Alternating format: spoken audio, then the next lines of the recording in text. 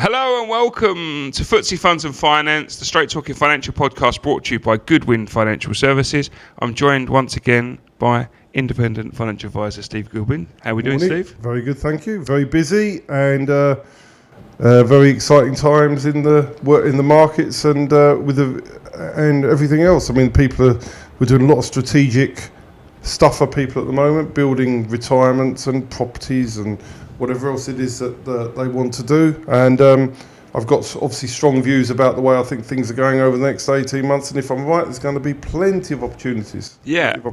We've got an interesting topic today, one we talked about we wanted to discuss. And our topic of the day is, I'm not a millionaire, why do I need a financial advisor? Which I think is a really good subject to talk about for many reasons. I do think there's a misconception, we talked about it before in the office, how people assume you have to have millions of pounds to have a financial advisor. Well, they think hundreds of thousands. Sure, yeah. Absolutely. And that's just not the case. Well, it's sort of true. Yeah, well, it kind of is, but it isn't. And let's talk about that for a little bit. So if you're an average Joe out there, and I always use that, and I don't mean that in derogatory terms, but if you're a person out there, why do financial advisors predominantly not go for smaller clients? And can you tell me why you think that's incorrect and not what we do at Goodwin Financial Services? So you have two types of financial advisor out there.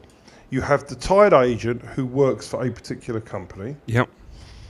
Who will have a lower, numerical number on what they take because they have only got one product, and realistically, in my opinion, nobody should ever go to them, because why would you want to go to buy a car not knowing the products and just go into one showroom and be forced to buy that car? You want to be able to shop around, do your research and buy the best car, best money, best value, everything else. So I never to this day understand how people do this, but they do it because they're sold to.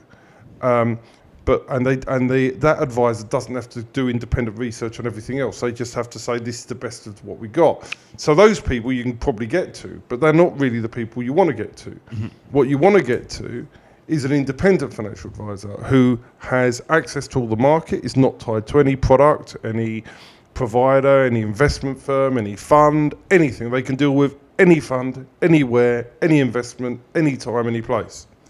Can I give an analogy there? Is it a bit like, and to put it in the thing, it's a bit like going to buy a car and going to a Ford showroom, they're only going to show you Ford, and then go into the car supermarket that can show you Ford, Nissan, Jaguar, whatever. And then from there you can find out which one's the best value, which one does the most miles to the gallon. Exactly that. And that's a perfect analogy, and that is what. So in reality, if people really understand the difference, they won't go to the former unless they're being sold to. Mm-hmm. They go to the latter, or they want to go to the latter. Yep.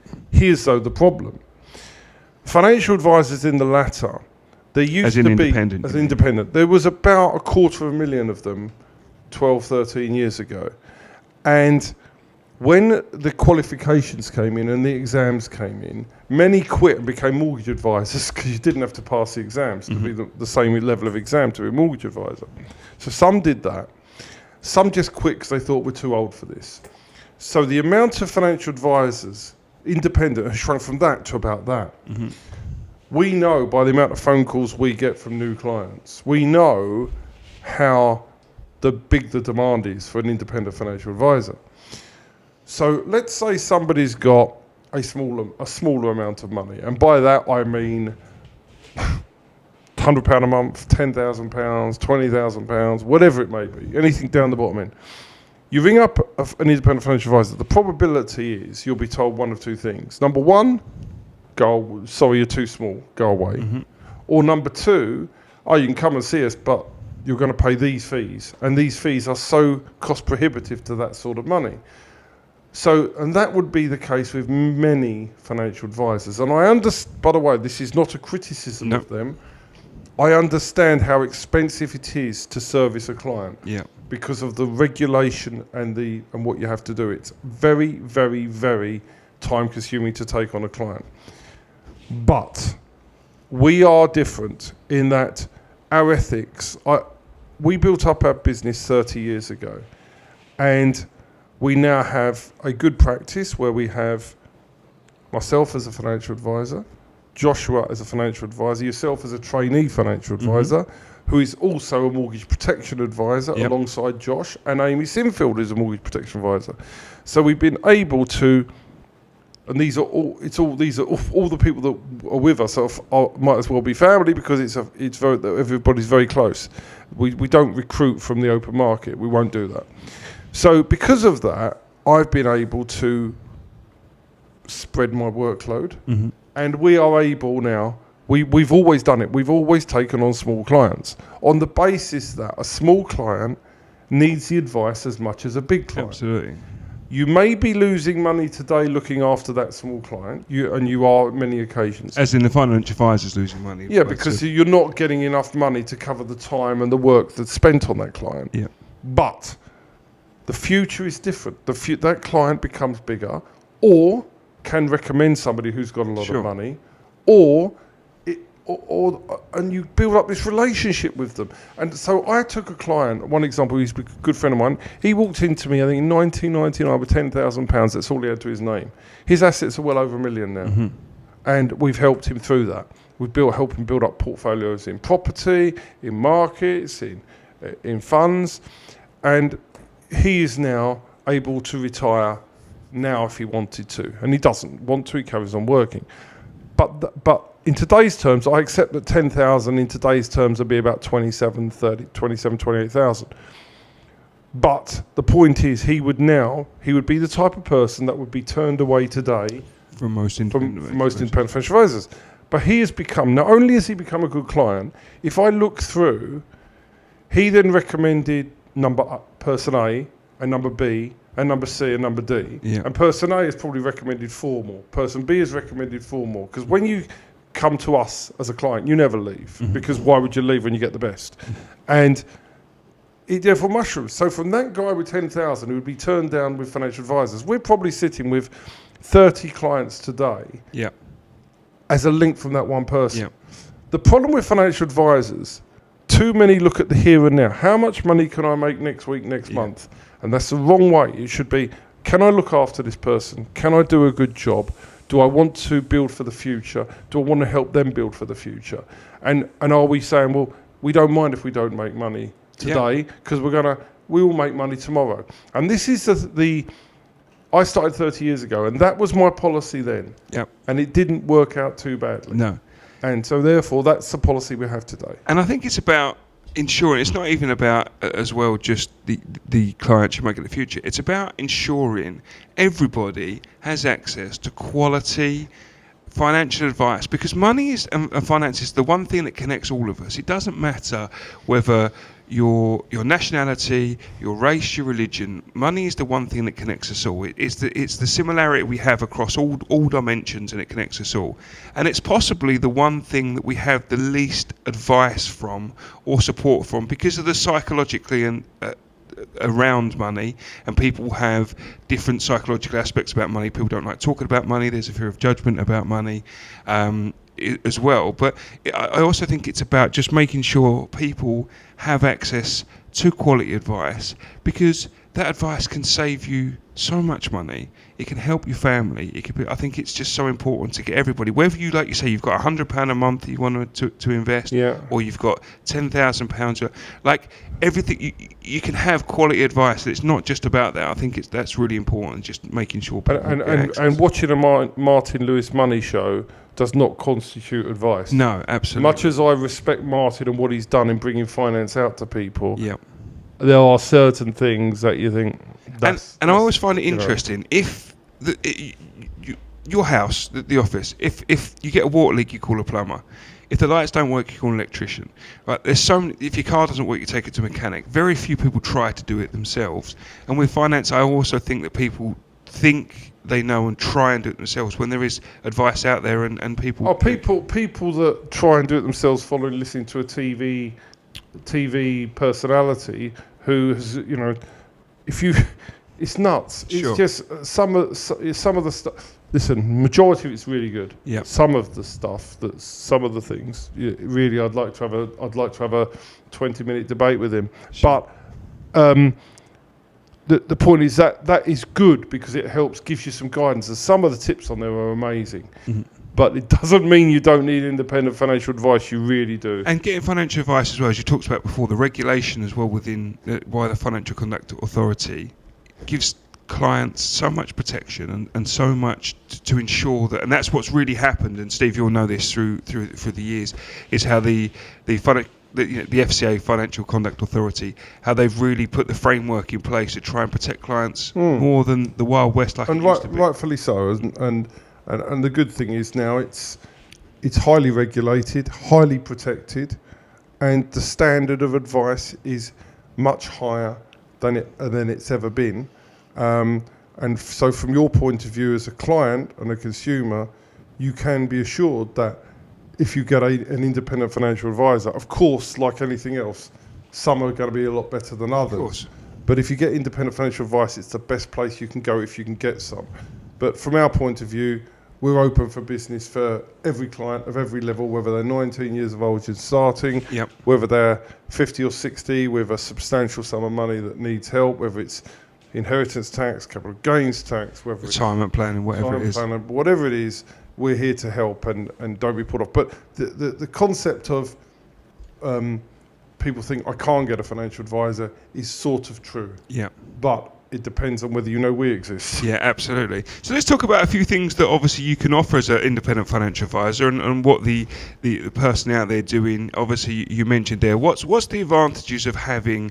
The obvious one is, like you say, is obviously building your investments, etc. But what are the sections that you could? Well, one of the things I think that people don't really get, and this is really important because it affects every single person out there. Yeah.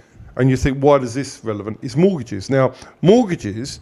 You can advise on mortgages just having a mortgage and protection license, right? Yep. As you know that. Like mine, yep. But that person is not qualified or does not taken any qualifications in economics, financial advising, planning and anything else. So one of the things that a client has to decide when they take a mortgage out, for example, is whether they should take out a fixed rate, a tracker rate, a cap rate. But a mortgage advisor is not qualified to give any opinion on what the interest on what they think is going to happen and what they think the best strategy is. They could give you a mortgage. Do you want a 2-year fixed or 5-year fixed? Do you want a tracker? Goes up and down. Do you want this? Do you want that? They don't have the knowledge for sure, and they're not compliant in actually giving that advice. A financial advisor, however, can give his views on what he thinks is going to happen and try and help you make the right choice, give you the pros and cons and what he thinks is going to happen economically to help you make the right decisions. Too many people take fixed rates when they should take trackers and trackers when they should take fixed rates. They take 2 years when they should take 5 years and take 5 years when they should take 2 years. You need a financial advisor. A mortgage broker cannot deliver that advice. Absolutely. So a mortgage person who's doing mortgages who works within a financial advising firm is what you need, in my opinion. Yeah. If you go and get a mortgage broker through an estate agent or through a purely mortgage firm, the question is, you are getting a good mortgage advice probably, but are you getting the right financial advisor advice? Now, obviously, most financial advisors, unless you're existing clients, are not going to do that for you. So you're stuck in the quandary again.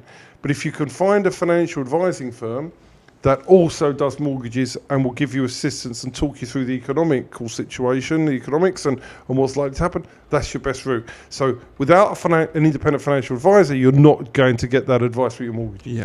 Absolutely. That's number one. And that's an important part, as you said as well. Yeah. What other things can a financial advisor help you with that would help the average person? People have life policies. Yep. So life insurance. Life insurance things. They might be, or pension policy. And you say to somebody, are they in trust? Do they have expression of wishes? And they look at you blankly. Yep. So a financial advisor can help you do trust. So people go online and think, I'll take out a life policy. Yep. I'll do it myself.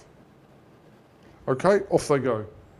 You're not going to be able to write the right trust. Yep. No financial advisor is going to tell you how to do it, because why would we? I know this is a deep conversation, Steve. Can you just give a very basic, because I know it's a very depth conversation. What is a trust in terms of in a basic form? Trust is a will within a life policy. Yep. And you need that. Your normal will does not work from various perspectives. So it's basically a will written within your life policy that ensures that the proceeds are generally paid free of any taxation. Yep. And without that.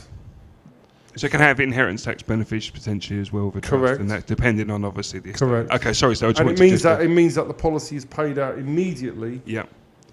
Without any messing about. Yeah. But they say that 80% of policies do not have any trust. Is it really that? Oh wow. That high, because people don't get advice. Okay. And one of the things that you see where people are thinking, you can try and do, given some sort of thing, you can do this yourself if you want. No, you can't. Yeah. You can. Well, you can, but you can't. Yeah. So that's another thing that financial advisors will make sure. They make sure the belt and braces, the taxation of everything is bang on. Yeah. That's number 2. Okay. Anything else we can talk about? We can talk about the funds. We can talk about your investment. It's like, I always say an analogy of an investment fund is like a football team. The fund manager is the football manager, and the researchers are the team.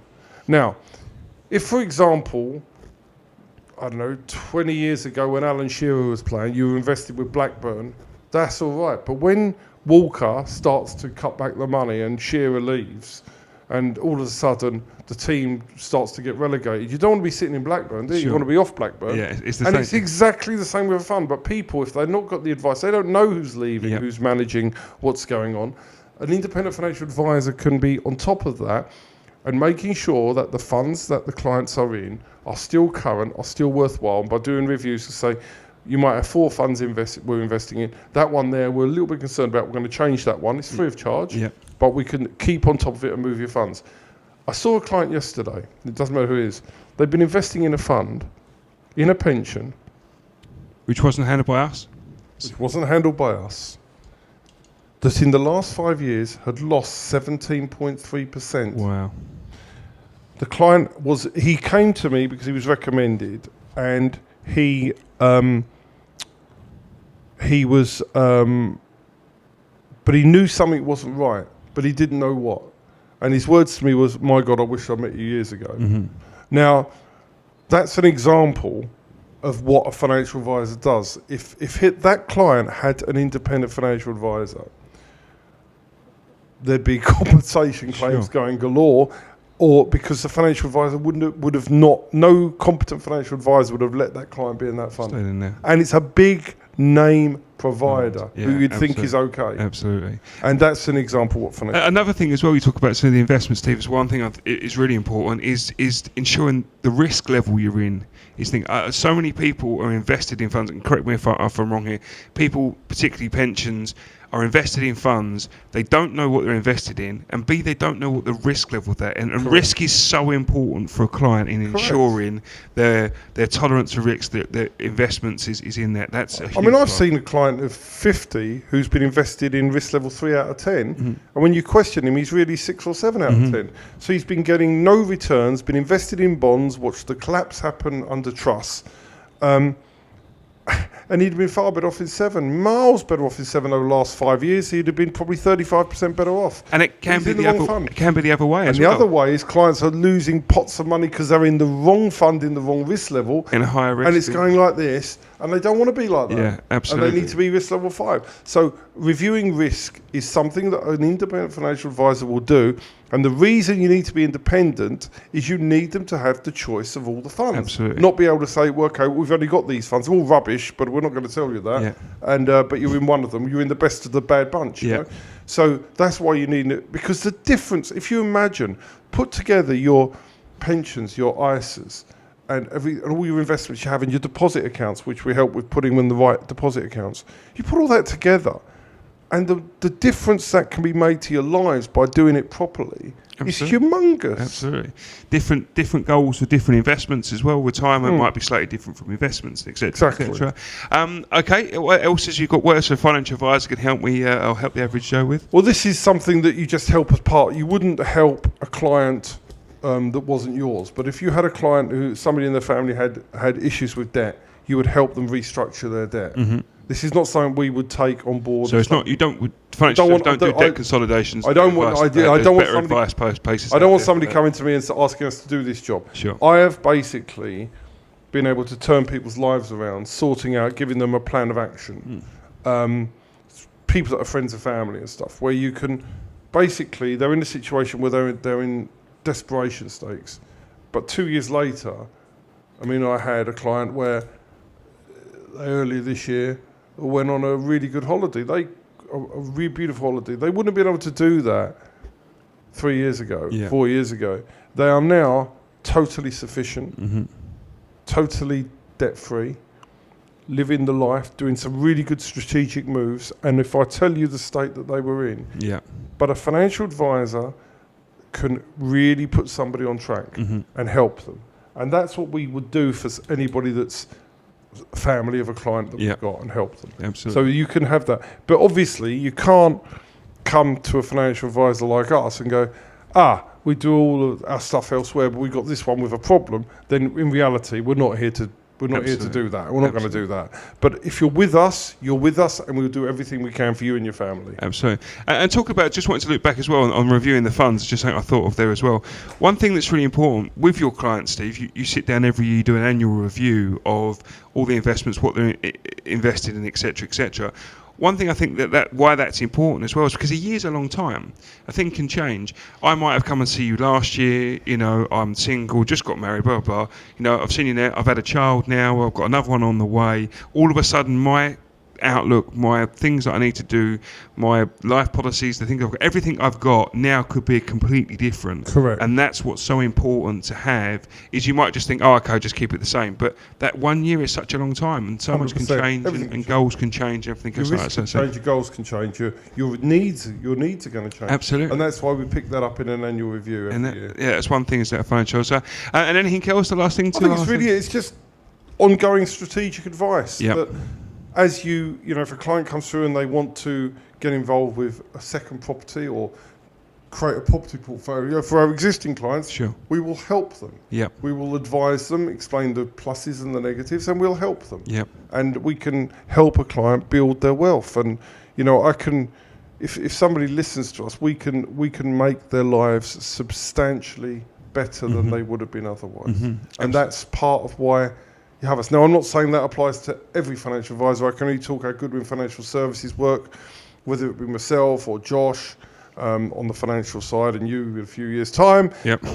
That's how we're always going to operate. And from that point of view, that people that are with us are lucky to be with us.